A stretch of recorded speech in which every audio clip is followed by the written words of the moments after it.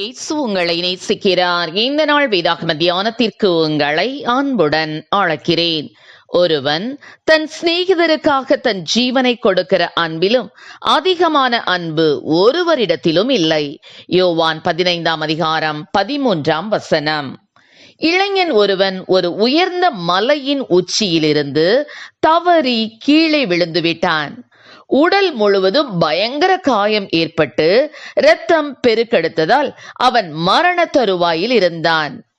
மருத்துவரும் தன்னால் எதுவும் செய்ய இயலாது என்று கைவிரித்து விட்டார்.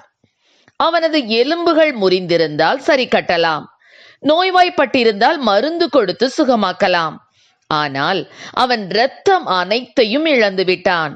இரத்தம் இல்லாவிட்டால் உயிரை இழப்பது நிச்சயம். உட்செலுத்தப்பட வேண்டிய இரத்தம் இங்கு எங்கள் மருத்துவமனையில் இல்லையே என்று அங்கலாய்த்தார் மருத்துவர்.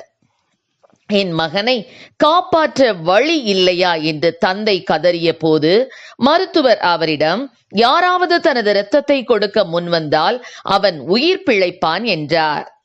தன் மகன் மீது கொண்டிருந்த அளவற்ற அன்பு காரணமாக தன் சொந்த இரத்தத்தை அவனுக்காக கொடுக்க ஒப்புக்கொண்டார் அந்த தகப்பன்.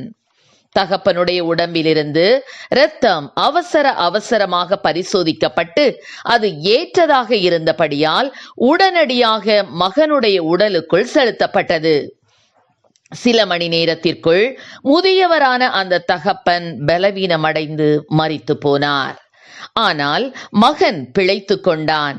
தன்னை மரணத்திற்கு ஒப்பு கொடுத்து தன் மகனுக்கு வாழ்வளித்தது அந்த தந்தையின் பேரன்பு.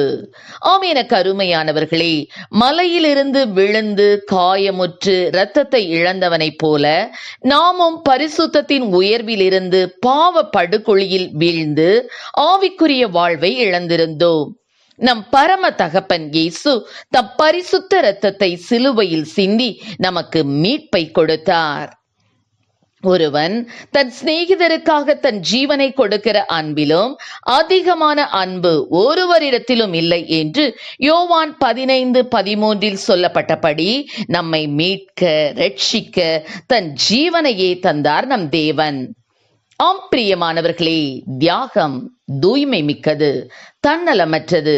இயேசு கிறிஸ்து நம்மீது கொண்டிருந்த தன்னலமற்ற அன்பினால்தான் தன் இரத்தத்தையே ஊற்றி கொடுத்தார். உலகத்தில் இதுவரை எத்தனையோ மகாத்துமாக்கள், அறிஞர்கள் மற்றும் தலைவர்களின் இரத்தம் சிந்தப்பட்டிருக்கிறது. அதனாலே ஜனங்களுக்கு பாவ நிவிர்த்தியோ எந்தவிதமான புண்ணியமோ ஏற்பட்டதில்லை. அதற்கு பதிலாக பகையும் கலகமும் விரோதங்களும் பிரிவினைகளும் தான் ஜனங்களின் மத்தியில் உண்டாயிருந்தது. ஆனால் ஜீவ பலியாக தன்னை ஒப்பு கொடுத்த இயேசு கிறிஸ்துவின் மாசற்ற இரத்தம் நமக்காகவும் உலகத்து ஜனங்களுக்காகவும் நன்மைகளையே, அதாவது இரக்கத்தையும் மன்னிப்பையும் குறித்து பேசுகிறது. ஆம், இது நமக்காக சிந்தப்பட்ட புது உடன்படிக்கையின் இரத்தம். இது நம்முடைய வாழ்வில் எண்ணிலடங்கா நன்மைகளை கொண்டு வந்ததை அறிந்து தேவனை மகிமைப்படுத்துவோம். கர்த்தர் நம்மை ஆசீர்வதிப்பாராக. ஆமென். ஜெபம். எங்களை அதிகமாய் நேசித்துவள் நடத்துகிறீர்கள் அன்பின் பரலோக பிதாவே, அப்பா, உம்முடைய தன்னலமற்ற தியாகமான அன்பினாலே அப்பா எங்களை மீட்கும்படி ஆண்டவர் உம்முடைய மாசற்ற இரத்தத்தை எங்களுக்காக சிந்தி ஆண்டவரே அப்பா ஸ்தோத்திர ஆண்டவரே, பாவ மன்னிப்பை பெற்று தந்தீரே, உமக்கு நன்றி ஆண்டவரே.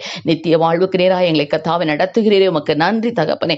அப்பா ஸ்தோத்திரம், உம்முடைய கர்த்தாவே அந்த அன்பின் ஆழத்தை அறிந்து அந்த அன்பிலே நாங்கள் நிலைத்திருக்கக்கூடிய கிருபைகளை கொடும், ஆசீர்வதியும். இயேசுவின் நாமத்திலே ஜெபிக்கிறோம் நல்ல பிதாவே. ஆமென்.